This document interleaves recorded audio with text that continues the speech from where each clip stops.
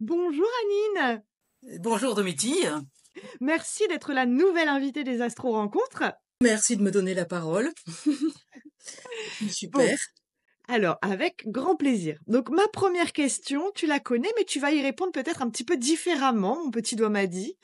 Parce que ma première question, c'est est-ce que tu veux bien te présenter à travers ton thème natal? Volontiers, j'illustre maintenant ma pratique astrologique avec une mise en scène des personnages, etc. hein. Donc en fait, mes trois grands personnages, c'est Cancer, Scorpion, Poisson. Donc on peut voir tout de suite le l'importance de l'eau. Donc Cancer, voyageur intérieur, Scorpion, thanatologue sorcière détective et Poisson, médecin des âmes. Voilà l'essentiel de ma mission sur Terre. Ok, ça marche. Et donc tu ne souhaites pas partager ton thème natal qu'on le voit. Est-ce Non, que tu peux nous non. expliquer pourquoi? Bah, parce que je trouve que c'est très personnel, je trouve que c'est très, très personnel, voilà. Simplement pour ça, quoi. Oui, c'est tout. Voilà. Tu voulais pas expliquer que c'est parce que, tu voulais pas non plus que tes élèves de première année, puissent déjà aller, tirer des conclusions sans qu'ils aient toutes les clés en main? C'est vrai que je ne donne jamais mon thème, aux élèves, non, c'est vrai. Anine, est-ce que tu peux nous parler de l'astrologie telle que tu la pratiques? Alors, donc complètement inspirée, depuis, je dis des siècles, parce que j'ai commencé l'astrologie à 18 ans, hein. Donc inspirée depuis très, très longtemps par la pensée de Roudiard, transmise par l'enseignement de Ruperti, parce que quand j'ai cherché à développer l'astrologie, je suis partie sur Paris pour, suivre les formations d'Alexandre Ruperti. Donc c'est une forme la forme d'astrologie humaniste. En fait, c'est une astrologie qui est liée à la psychologie humaniste de Jung et donc à la pensée de Jung. Et l'astrologie humaniste, je suis pour, en fait, pour pousser, enfin permettre aux gens qui viennent en cours de leur permettre de saisir l'essentiel de leur mission, quoi. Voilà. Je ne fais pas de caractérologie, je ne fais pas d'études psychologiques.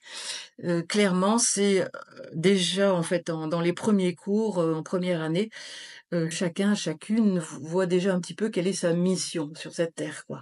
Mmh.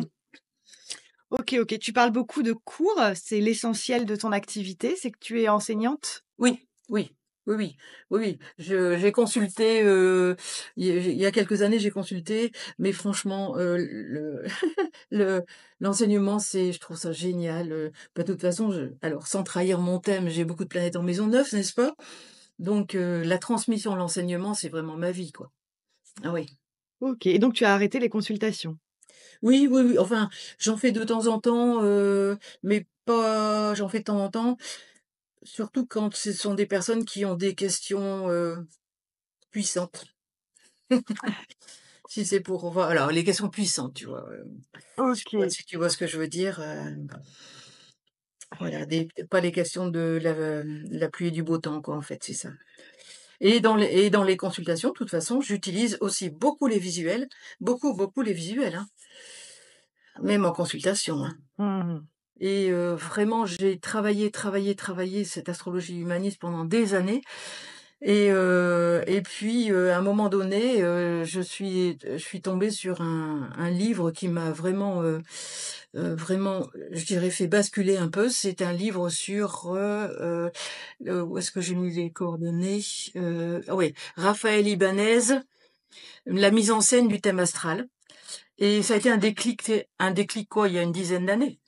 Et donc, voilà, maintenant, j'enseigne principalement la mission, j'aide les gens à découvrir leur mission par une mise en scène du thème astral, et donc c'est pour ça que je parle de personnages et que je parle aussi d'illustration, parce que maintenant je parle même plus de lecture du thème, je parle de traduction du thème astrologique, dans ma formation qui dure 4 ans, et 4 années, j'ai même osé instituer un diplôme à la fin, voilà, j'ai osé un diplôme de formation, à l'astrologie humaniste, voilà. OK. C'est rigolo que tu parles du livre de Raphaël Ibanez parce qu'en fait, j'ai rehaussé un peu mon ordinateur et qu'est-ce qu'on trouve en dessous de mon C'est pas ordinateur? vrai? Ah, c'est incroyable, C'est c'est drôle. incroyable.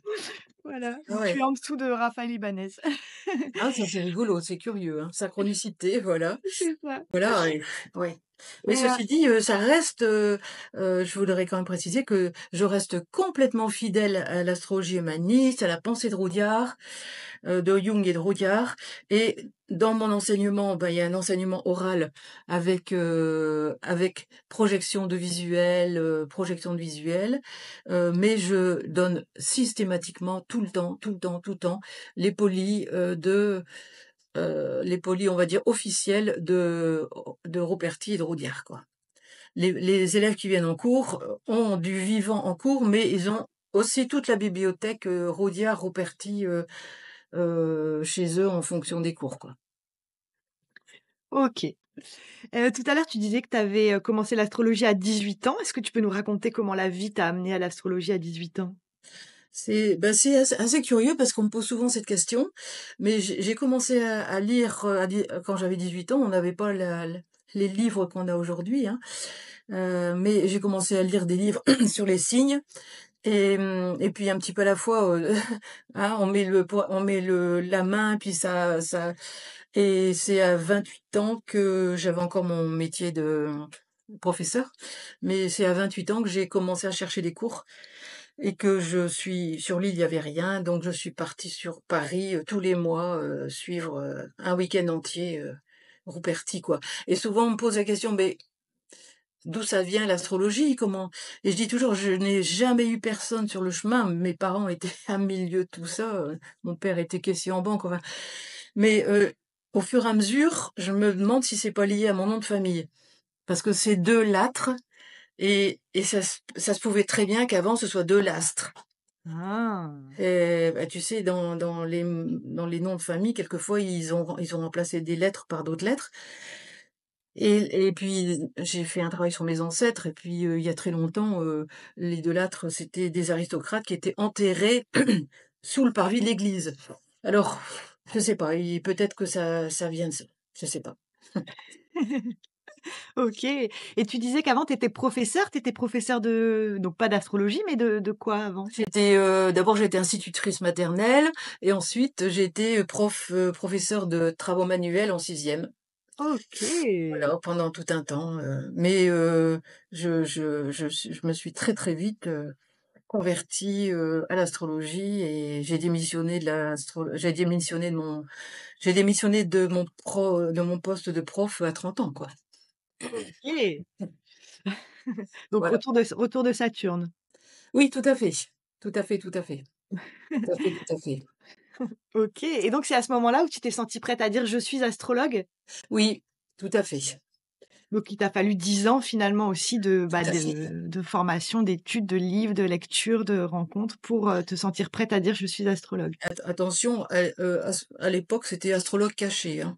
Ah! J'ai jamais mis ma plaque, je recevais, mais tout ça, c'était un peu caché, c'est-à-dire c'était pas officiel, quoi. OK. Fallait garder, fallait quand même garder un certain secret, par rapport à tout ça, ouais. Ouais.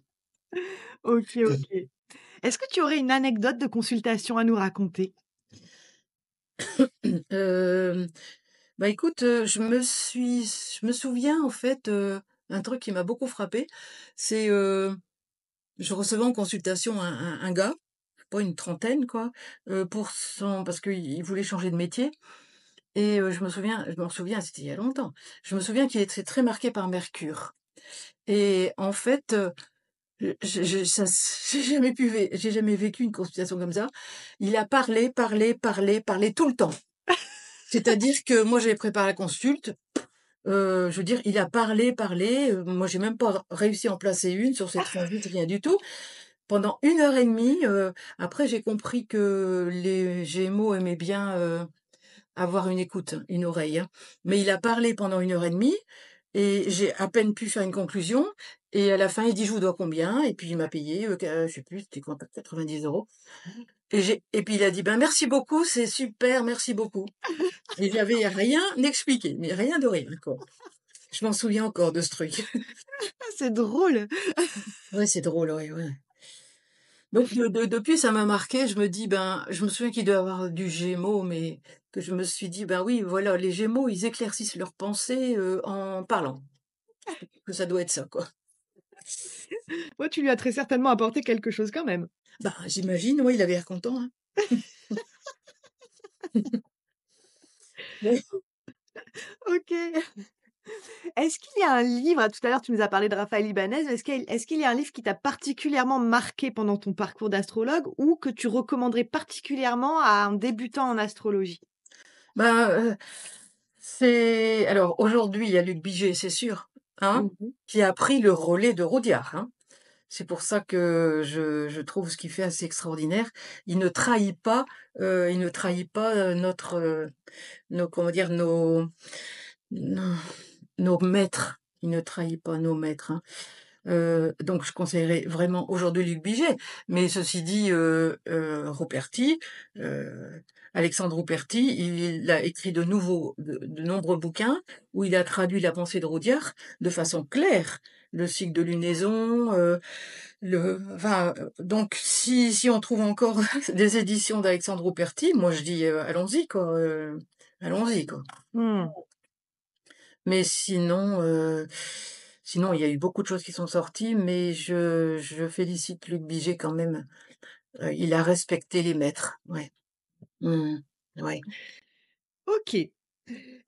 Si la Anine de 2025, là, pouvait souffler un conseil à la Anine de 18 ans qui vient de découvrir l'astrologie, ce serait lequel? Rudy, il a de ses questions, hein, franchement, hein. Alors, si la Nine d'aujourd'hui, elle pouvait parler à la Nine de 18 ans. Waouh! Hem, mmh, à mon avis, elle lui dirait certainement, «N'attends pas, n'attends pas, enfin, il faut quand même vivre, il faut quand même avoir un revenu financier pour s'installer astrologue». Mais, peut-être, j'aurais perdu un peu moins de temps, oui. J'aurais perdu un peu moins de temps à faire quand même, heu, bon, mon métier de prof, d'enseignant qui demande beaucoup d'autorité et puis moi c'était pas mon truc. Non, je dirais peut-être, heu, forme-toi tout de suite quoi. Trouve tout de suite un formateur, une formatrice, hem, attends pas 30 ans quoi. Mmh. Oui, je dirais ça à la petite Anine. OK, bah, pourtant tu as pas attendu 30 ans non plus. Ah oui, tes 30 Ah, ans, pas 30 ans. j'ai oui, enfin, j'ai quand même OK, réussi à trouver Ruperti quand j'avais 30 ans, quoi, donc OK. ça s'est mis en route tu me diras, c'est le retour de Saturne, c'est normal, hein, mais voilà.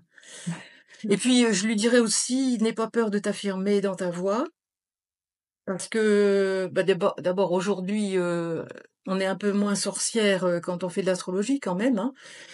Parce que je dois avouer que le statut d'astrologue m'a coûté quand même pas mal, hein. Ça m'a coûté cher, m'a coûté mon couple, ça m'a coûté, ça m'a coûté certaines relations aux hommes, hein, faut être clair. Parce qu'une femme astrologue, faut s'en méfier. Donc je lui dirais certainement: «Écoute, voilà, reconnais cette profession-là comme étant la tienne et puis, voilà, affirme-toi clairement dans ce profil professionnel». Voilà, je lui dirais ça, ouais. Ouais. Mmh. OK, OK. Est-ce que tu peux nous dire comment tu entres dans un thème? Est-ce que tu as une routine? Alors justement, bon, quand j'ai commencé les consultations, je n'avais pas de routine et je perdais énormément de temps, dans l'entretien, je perdais énormément de temps, à cibler exactement le problème de la personne, quoi. Donc j'ai mis en route le principe du questionnaire. Donc les gens prenaient rendez-vous en ligne et devaient remplir un petit questionnaire, qui m'a super bien servi parce que il y avait trois quatre questions, hein. C'était pas, mais il y avait quand même, 2-3 questions qui est-ce que vous avez déjà, fait un travail sur vous? Quelle est votre question primordiale aujourd'hui? S Et puis la façon dont les gens répondaient, donc sur le questionnaire, disons, m'éclairait déjà un petit peu sur le niveau de conscience. Enfin, si Mmh. par exemple dans le questionnaire on me disait: «Est-ce que je voudrais savoir si je dois divorcer?» Ça je refusais, quoi. Puis dans le questionnaire, il y avait aussi, et d'ailleurs, référence à l'AFDAF, hein, à la fin, il y avait, heu, comment dire? Quelques engagements du type, je certifie que je ne suis pas sous antidépresseur, je certifie, je précisais bien que j'étais adhérente à l'AFDAF, que je faisais partie d'une fédération et que, je citais, je crois, j'ai plus le questionnaire en tête, mais je citais en fait, les principes de l'AFDAF dans le question à la fin du questionnaire. Et donc avec le questionnaire déjà, hem, je pour répondre à la question comment je rentre et encore maintenant dans un thème, c'est bon, est-ce que c'est une question, d'ordre professionnel? Donc on sait tout de suite qu'on va aller voir Mercure, peut-être Mercure, les maisons 6, 10, en fait les maisons qui correspondent à ce type d'orientation, quoi. Ou si c'est une question d'ordre, je suis en pleine dépression, ben, voir un petit peu les transits, de Pluton, actuels, et puis beaucoup parler des transits de Pluton. Alors les visuels de Pluton, bien sûr, les visuels de Pluton, la vie, la mort, la mise en scène, tout ça, oui, mais c'était ce qui m'a permis vraiment d'aller au bout d'une consultation, c'est ce questionnaire. Oui, c'est ça, oui, un petit questionnaire à 3 questions. D'ailleurs, je j'ai légué, comme je fais plus trop de consultations, j'ai légué mon questionnaire, à si les astrologues, référents que je consulte sur mon site veulent s'en servir, parce que souvent c'est ce qu'on me pose comme question, hein. Mais comment tu fais pour voir clair, en fait, dans le thème de quelqu'un? Ben, questionnaire, hein, c'est clair, hein. Mmh. Ouais, voilà. Oui, voilà, puis OK. le questionnaire, ça permet aussi de préparer les visuels, de préparer toutes les illustrations, que je pourrais donner à la fin du cours, quoi, et qui vont compléter qui vont compléter le dialogue, quoi.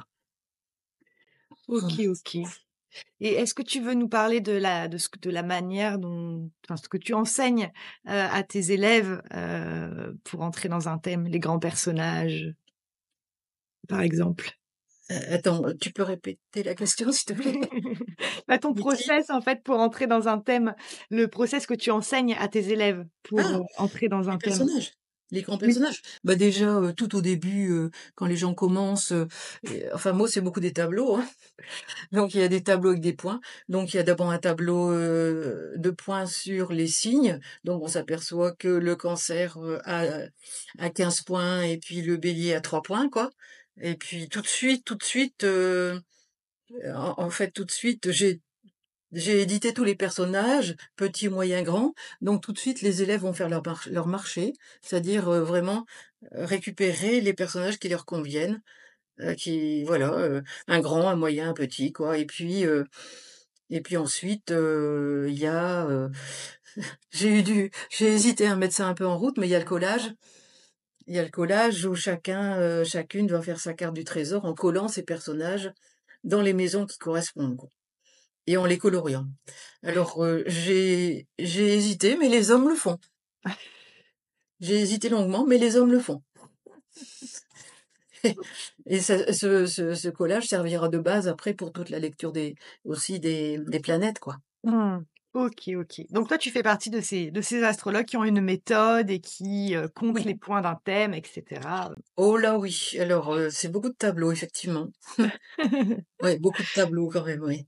OK. Non, mais c'est intéressant de le dire et de le souligner parce qu'il y a beaucoup d'astrologues qui fonctionnent plus à l'instinct, à l'intuition et qui se laissent guider par ce qu'ils voient dans un thème pour rentrer dans un Ah thème, oui. tu vois?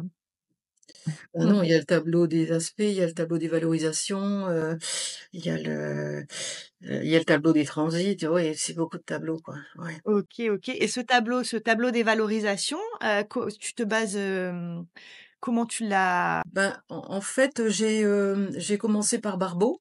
oui? Parce que Barbeau faisait déjà ça, un Mmh. tableau de valorisation, et puis un petit peu à la fois, je suis allée voir d'autres astrologues, qui faisaient pas forcément un tableau de valo, mais comment ils valorisaient des planètes, et puis, Et puis, j'ai étudié certains logiciels, comme Aureas, qui font aussi leur tableau de valorisation et j'ai des élèves, en première année parce que moi, au début, c'était à la main. Donc ils me disent: «On va te faire un tableau Excel, tu vas voir, ça va être génial». Quand ils font le tableau Excel, je me rends compte qu'ils ont pas mis du tout les mêmes paramètres que moi. Donc souvent, je dis: «Écoutez, c'est un tableau de valorisation avec les paramètres de l'astrologie humaniste». Mais, peut-être que vous trouverez d'autres valorisations. Par exemple, moi, je prends pas le milieu du ciel, maître du milieu du ciel, par exemple, je prends pas dans le tableau des valorisations. Je prends pas les biquintiles et les quintiles, donc c'est ça qui peut modifier certainement. Mais bon, je suis quand même partie de Barbeau, hein. OK, donc Ah c'est toi qui as imaginé ton propre tableau de oui, valorisation, ton oui, propre barème, et cetera. exactement, exactement, tout à OK, fait. OK. Non, mais c'est intéressant. D'ailleurs, il y a Éric Dimicoli qui donne une confé la prochaine conférence, c'est sur la dominante chiffrée selon André Barbeau Ah! et il a aussi, Bien, imaginé selon bah, ce que super. André, disait dans ses livres, imaginer une grille, sa propre grille. Ça pourrait t'intéresser aussi de Oh bah participer, oui, c'est là, c'est mi-avril. d'accord. Oh bah oui. Rien que par curiosité, je suis oui, j'irais bien voir ça, oui, Ouais. tout à fait. OK, OK. Bon, prochaine question, Anine. Si tu Oui. pouvais recevoir chez toi, concocter un bon dîner ce soir, tu pouvais inviter n'importe quel astrologue, qu'il soit, encore vivant ou décédé, qui inviterais-tu? Oh, oh, bah, on peut inviter des personnes décédées? Oui, bien sûr, tout est Bon, bah, possible. moi j'inviterai Roudiard, ça c'est sûr. Ouais. J'inviterai Roudiard et Rouperti, c'est sûr. Ah ouais. C'est sûr, OK. c'est sûr. Bon, voilà, aujourd'hui, j'inviterai Luc Biget si je pouvais, Attends, tu peux pas inviter tous les astrologues du monde, hein, tu peux en inviter ah! qu'un. Un seul! Ah, un seul! Ah bah, alors, en priorité Roudiard, hein, c'est sûr, hein. OK. Ah oui, si je pouvais l'avoir en face de moi, ça serait génial parce que Voilà, c'est un il s tête-à-tête, Anine. oui, bon d'accord, OK. Mmh. Voilà. Bon, bah, très bien. Merci pour ta réponse. Et je voulais, excuse-moi, je te coupe Domitille, mais Vas-y. je pensais à une chose, à propos, c'est peut-être pas dans tes questions, mais j'étais tombée une fois sur le nouveau vocabulaire de Muriel Robin. Elle a écrit un bouquin avec, comme un Larousse et je suis tombée sur astronone Oui. et j'adore et je dis que je suis une astronone et sa définition, c'est une religieuse qui essaie de trouver Dieu avec un télescope. Et souvent, quand on dit: «Qu'est-ce que tu fais?» «Moi, je suis une astronone». Voilà, je voulais, placer ça. OK, bon, Alors j'espère que je te coupe pas dans je prends, je prends. ton interview, hein. Très bien. Bon, bah, cher astronome, Oui, oui, oui, oui, le samedi 24 mai prochain, donc ça arrive, c'est dans 2 mois, ouais. se tiendra donc à Lille le congrès régional de la VDAF. Qui a pour, grande thématique «Comment va le monde?» et Mmh. tu fais partie des 6 conférenciers donc qui prendront la parole, ce jour-là. Ta conférence, tu l'as appelée «Le pouvoir du visuel en astrologie humaniste». Est-ce que tu peux, nous en dire quelques mots et nous mettre l'eau à la bouche, s'il te plaît, Anine? Alors, je alors, ça, c'est vraiment une question puissante parce que je dans ma pratique en cours, j'ai tellement vu, senti, j'ai eu tellement de reconnaissance, de retours de personnes qui m'ont dit: «Mais oui, mais voilà, mon nœud je l'ai vraiment compris avec ton truc», alors j'ai une thérapeute, qui me dit une fois, elle me dit: «Bah tiens, tu sais, j'ai une de tes clientes, elle est venue avec ses dessins, j'ai regardé, je me dis: «C'est vraiment c'est vraiment là où elle doit aller». J'ai des élèves en visio. Les élèves en visio, c'est pas toujours plus facile quand on n'est pas en présentiel.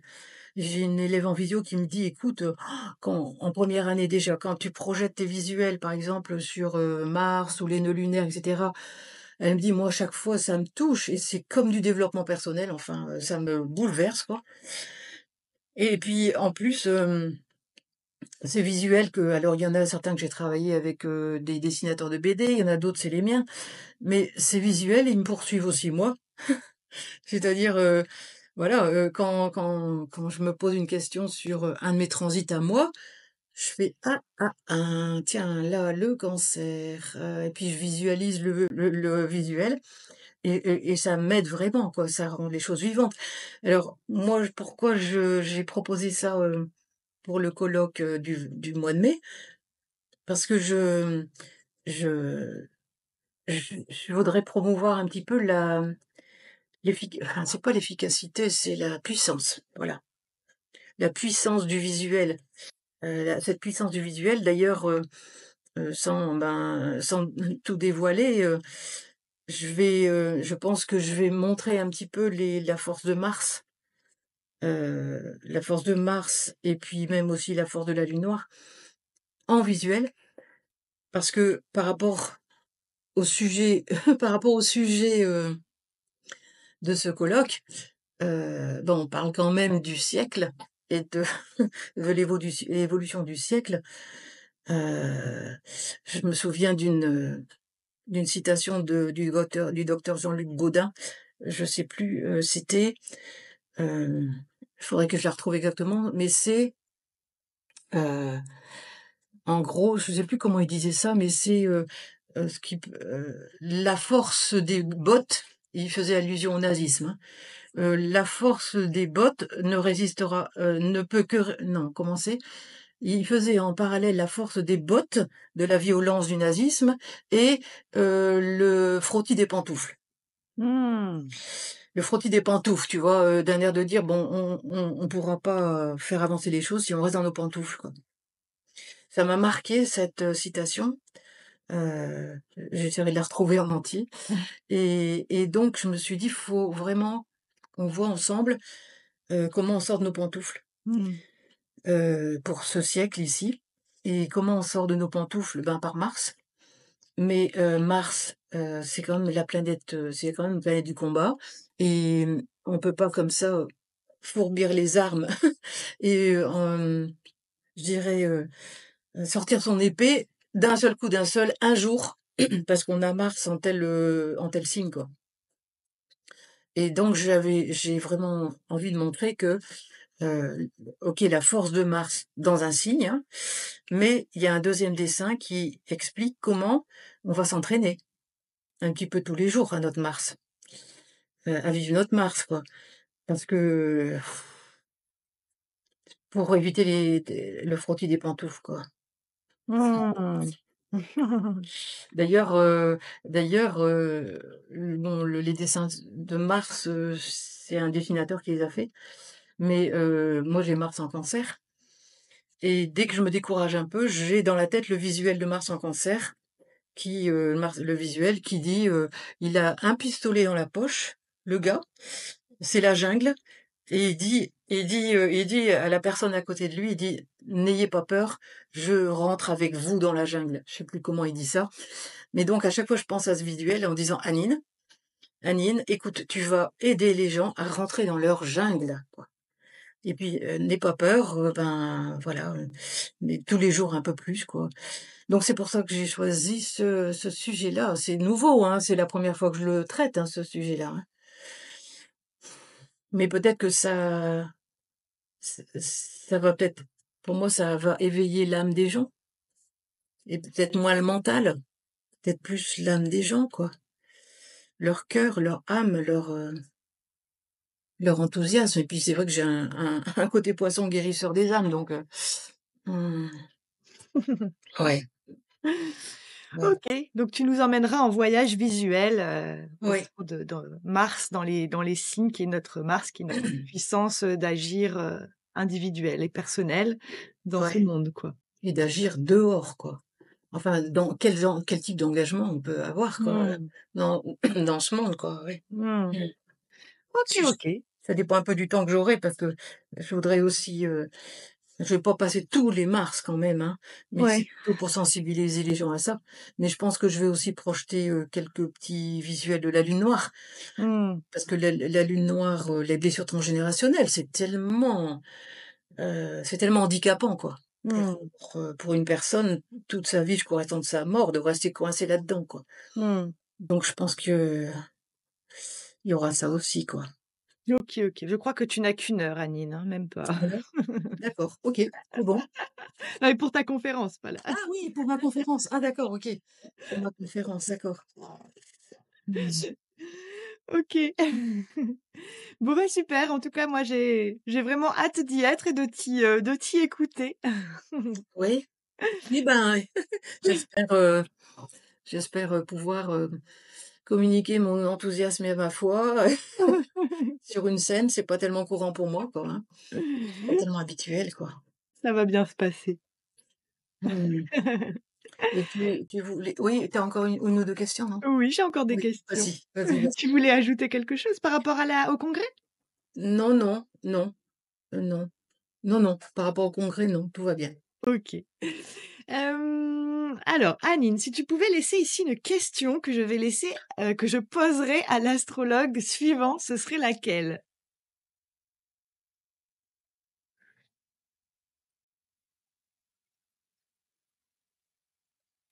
Ben, ce qui me vient, c'est est-ce que l'astrologie a changé votre vie peut-être? Est-ce que le fait d'apprendre l'astrologie a changé votre vie sur cette terre, peut-être? Comme ça a OK, changé pour moi peut-être. oui. Oui, J'imagine qu'il va répondre oui. j'imagine aussi. Mais on pourrait poser la question, qu'est-ce que ça a changé alors? Comment Ah votre bah, vie a changé? OK, Comment votre vie a changé avec la découverte de l'astrologie? Mmh. OK. Ça précise un petit peu plus. D'accord. Ça OK. marche, on prend ça.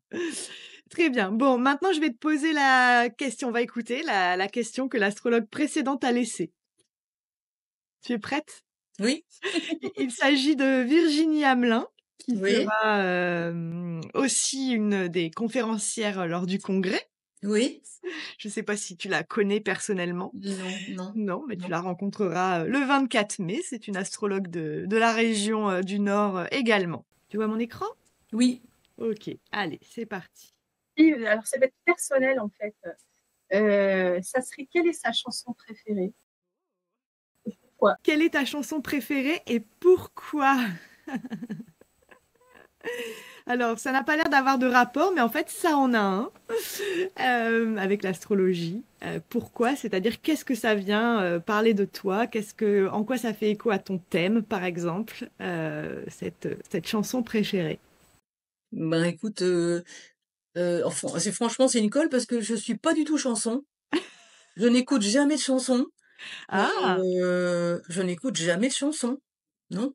Ah oui, Ça c'est j'ai rare ça! non, la chanson, si on m'envoie une chanson super sympa, bah, je l'écoute, mais je vais pas aller à la rencontre d'une chanson, quoi. Ah! Heu, là, franchement, non, j'ai aucune je peux pas te répondre, en fait. Non, je peux pas absolument pas répondre à cette question-là. Non. Ou alors faudrait que je fasse une recherche. Ouais, pourtant tu aimes la musique, puisque tu vas à des festivals, Ouais, mais c'est de dans l'accordéon. ah, On alors est-ce qu'il y a pas un truc à aller chercher avec l'accordéon? Bah, c'est pas tellement de la chanson, c'est de la musique, c'est des groupes, quoi. Il y Ouais. a pas tellement de paroles, il y a pas de paroles, quoi. C'est accordéon, violon, contrebasse, mais c'est de la musique, c'est pas de la chanson, quoi. Mmh. Bah, peut-être quel, genre de musique tu aimes alors? Ah! Alors quel genre de musique j'aime? Eh ben, la musique de la fête, la musique pour les fêtes, les musiques pour la danse, les musiques, les musiques, joyeuses, genre, justement accordéon, violon, contrebasse, hem, batterie et cetera, avec, sous toutes les formes, sous toutes les formes. Voilà. OK, et en quoi ça fait écho à ton thème? Qu'est-ce que ça vient raconter de ton thème? Ah! Bah, là, c'est à mon avis, c'est la maison 5 quoi. Parce que Ouais, j'ai la lune Singleton en maison 5 donc là, la maison 5 ça doit être ça, quoi. La fête, s'amuser, ouais, ça doit être ça, oui. Mmh. OK, OK. Dans quel signe la lune? En Poisson. En Poisson, puis la danse, c'est quand même du Poisson aussi, quoi, la souplesse, tout ça, c'est du Poisson aussi quand même. Mmh. OK, bah, voilà, tu vu Annie, tu su répondre à la question. Ah bah oui, c'est parce que tu as trouvé un moyen de détournement, c'est pour ça. Ah non, mais ta réponse était parfaite. Bon. OK, OK. Anine, est-ce que tu peux nous raconter un peu pourquoi tu as adhéré à l'AFDAF et ce que l'AFDAF t'apporte au quotidien? Alors, j'ai adhéré à la Fédération des astrologues francophones il y a très, très longtemps, heu, parce que pour moi, il y avait déjà fédérateur dans l'histoire, la fédération. Or, en tant qu'astrologue, on est un petit peu tout seul dans son coin, quoi. Mmh.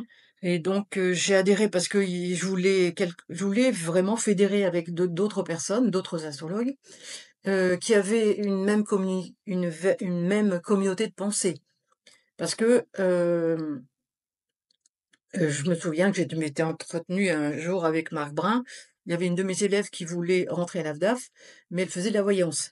Mmh. Je me souviens très bien que Marc m'a demandé mon avis. J'ai dit: «Elle fait de la voyance». Ils l'ont pas prise, tu vois?